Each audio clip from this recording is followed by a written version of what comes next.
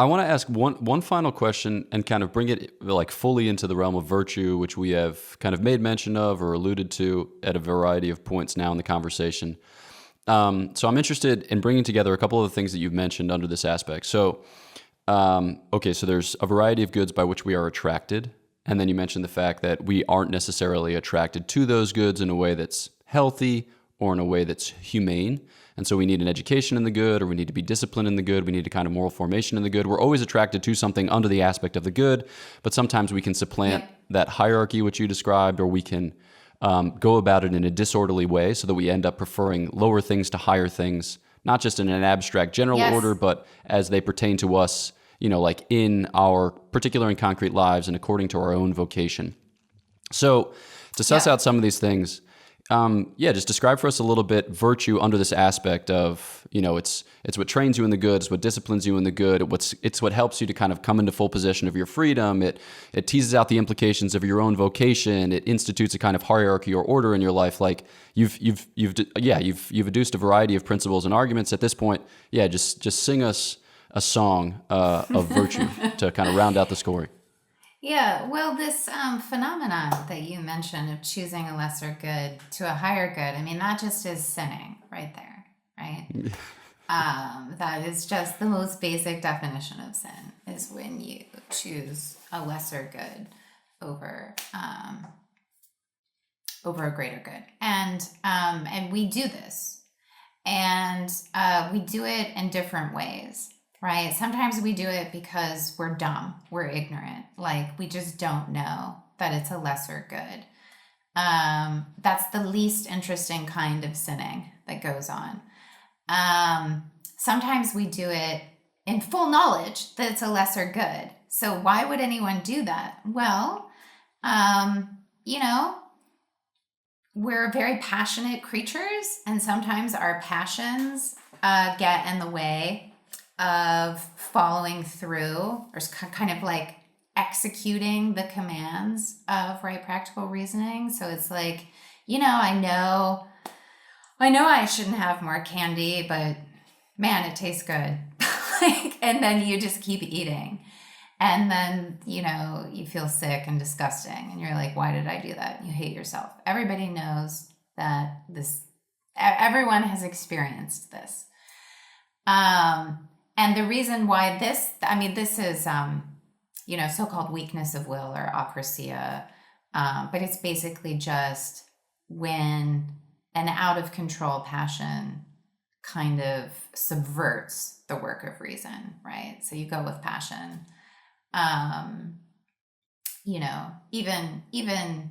St. Peter, right, denies Christ out of overwhelming fear of death, right?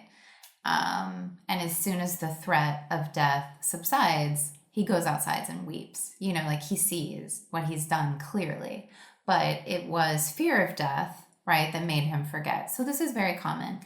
But I think the trickiest way that we sin is out of malice, right? Where it's like, it's not because you don't know, and it's not because you have a disordered desire. You just have a bad will, right?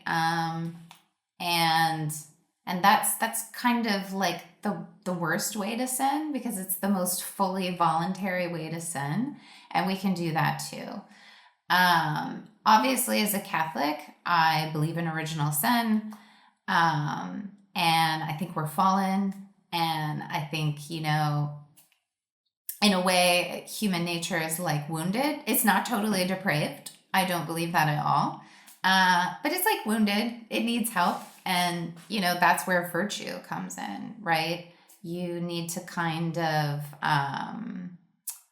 you need to get yourself into a condition where it is less likely that you will have a bad will, that you will have disordered passions, and that you will be ignorant of something.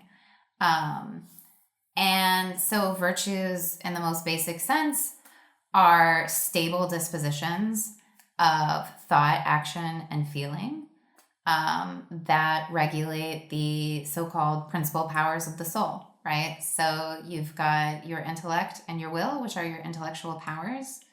And then you have these lower appetites, right? Which, Aquinas calls the concupiscible and the irascible appetites, but you could just think of, like, I've also got these bodily needs and passions, right? And those things need to come to be habituated so that they all work for the sake of a single end, namely for living well. So what virtue does is it kind of gets all of the principal powers of the soul, the powers that are capable of being exercised voluntarily. And not all the powers of the human soul are like this, but the ones that are, so that you can live well, right? That's how they function. And so when Aquinas talks about the cardinal virtues, he's talking about those virtues that regulate those four principal powers of the soul. So we have practical wisdom in the intellect, we have prudentia, we have justice and the will, and we have temperance and the concupiscible appetite, and we have fortitude and the irascible appetite. And all the other virtues for Aquinas are going to be, well, except for the theological virtues, are going to be subsumed under one of those four cardinal virtues. And yeah, I mean, there's just no way of being happy in the imperfect sense, in the natural sense, outside of virtue. No chance. Boom. There it is. The final word is either or, and the or is not good. Yeah, well, I mean, Cheers. It's sort of like, I mean, what are the odds you're going to win the race if you don't practice the sport, if you don't have the dispositions for, I mean, it's the same way in life. Like, it's not going to go well unless you've trained yourself so that it's even possible for it to go well.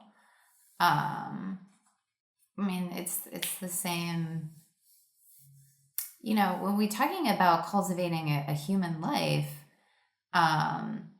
it's not just a given. Like, it's something that has to be whipped into shape, right? And the only question is, well, what sort of shape are you going to give it? And personally, I'm convinced that the virtues are the correct shape. Yeah.